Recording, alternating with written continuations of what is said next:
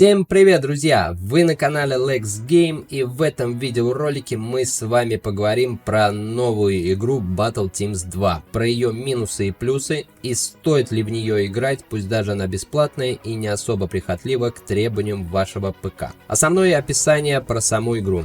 Это игра от китайских разработчиков, на которую в дальнейшем были куплены права VK Play и на эту игру в России и оптимизированные для нее. А еще, ребята, движок игры это Unity, тот самый движок, что и в Таркове. Вот такое происхождение игры.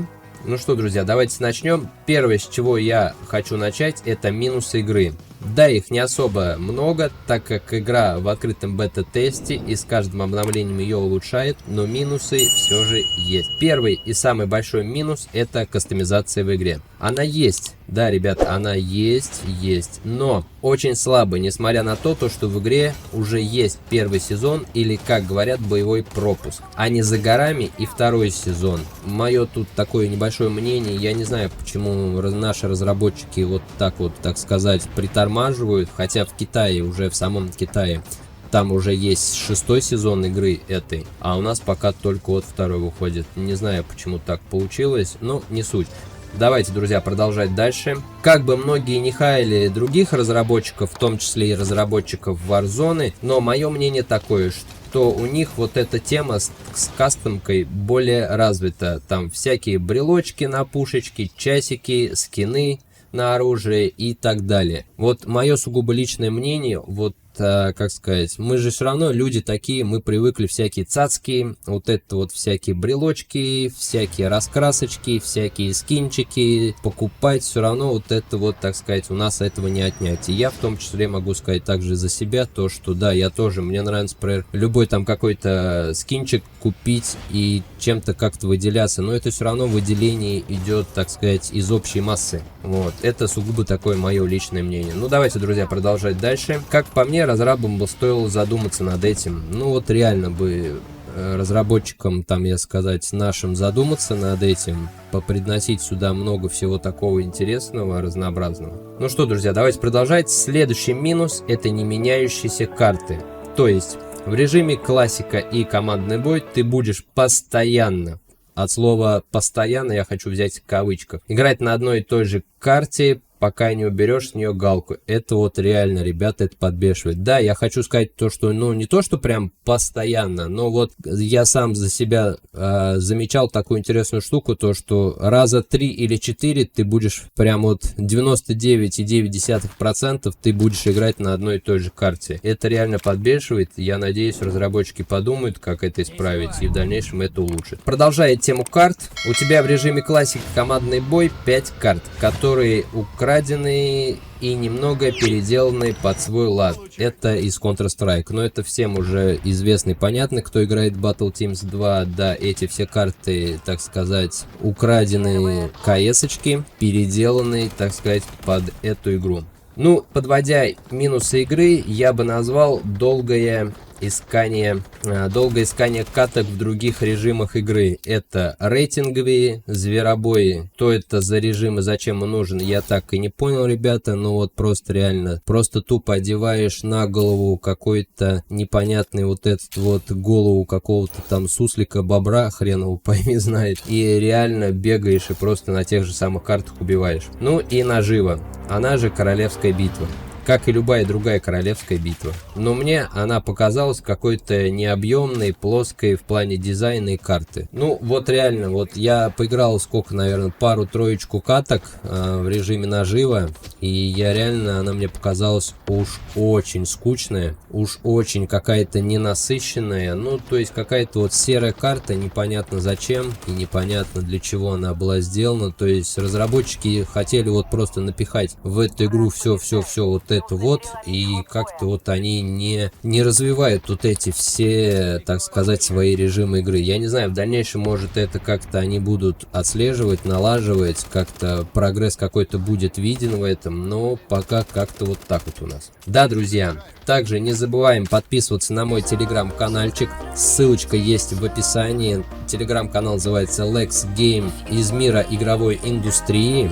всякие слухи, всякие новиночки, все. Не забываем подписываться, ссылочка есть в описании. Ну что, друзья, давайте теперь начнем с плюсов. Первое и самое удивительное лично для меня — это оружие. Да, ребята, оружие, я могу сказать, здесь проработано очень неплохо. Детализация, то есть прям вот все шикарно сделано. Здесь прям вопросов никаких к разработчикам нету. И ты чувствуешь отдачу, это самое главное. Чувствительность, то есть, ну, прям все прям есть вот то, что прям ребята реально поработали над ТТХ оружием. И это реально похвально. В отличие от того же, вот я как играл, в отличие от того же Warface, плоского и непонятного, так сказать, деревянного Warface, здесь прям очень сильно проработано. Я думаю, в дальнейшем ребята, те, которые играют в Warface, у кого есть компьютеры, так как игра пока только на ПК вышла в открытом бета-тесте, я думаю, что ребята как бы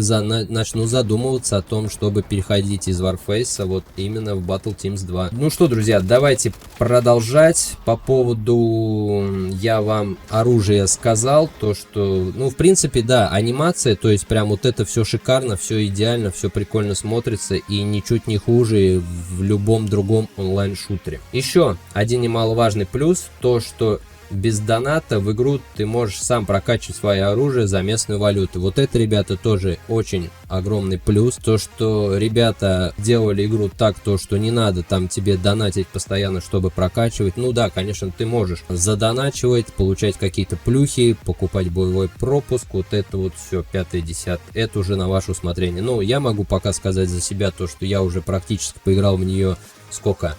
Месяца 1,5-2, и реально я за всю местную валюту я сам прокачиваю эти игры, эти оружия. То есть это ребятам респект большой, здесь прям вопросов нету. Ну что, друзья, и последний плюс — это то, что при прокачке оружия и открывании последующего левела тебе не надо все это устанавливать, а система сама тебе это устанавливает. Это очень круто интегрировано в игру. Не надо сидеть и думать, а что я сейчас открыл и где это лежит. Да, ребят, вот это тоже очень большой плюс. Но также ты можешь, конечно, сам все это сделать, подобрать всякие плюхи на свое оружие, всякие прицельчики, всякие лазерные, все то, что вот это всякие там, ну, все ты можешь именно сам для себя сделать. Если тебе не понравилось то, что ты открыл, можешь прийти вот именно вот в этот вот режим, сам установить, что тебе хочется, что тебе надо. Ну что, друзья, давайте подведем итоги. Как по мне, игра неплохо сделана и проработана, но и как в любой другой игре, в ней есть свои недочеты. Устанавливать ее или нет, я могу сказать, что поиграть в нее можно, но она со временем может вам надоесть своим однообразием и монотонностью. Да, друзья, вот я могу сказать то, что вот именно так у меня и происходит сейчас. 2 месяца в нее поиграл, да, поначалу она мне очень сильно понравилась, то есть как-то, ну вот зацепила она каким-то вот своим вот этим вот шармом. А потом уже в дальнейшем, когда у тебя просто-напросто, так сказать, однообразие вот это в игре происходит, ну, уже, как сказать, неинтересно, интерес пропадает. Ну, вот лично у меня вот такое мнение. Если в нее вложить душу, деньги и маркетинг, то игра будет однозначно лидером в СНГ и может затмить тот же самый Warface. Да, ребят, как я ранее уже говорил выше, то, что может такое произойти, те ребята, которые играют в Warface, могут прямо легко перейти в эту игру. И самое главное, я за то, чтобы игра развивалась и в плане кастомизации. Созданием своих собственных карт, своих ништяков, чтобы завлекать народ и играть в нее. Ну что, друзья, на этом все. Вот такой неоднозначно получился видеоролик. Если я что-то забыл из глобальных минусов и плюсов, также пишите в комментариях, что вам нравится или бесит в этой игре. С вами был Lex Game. Всем пока.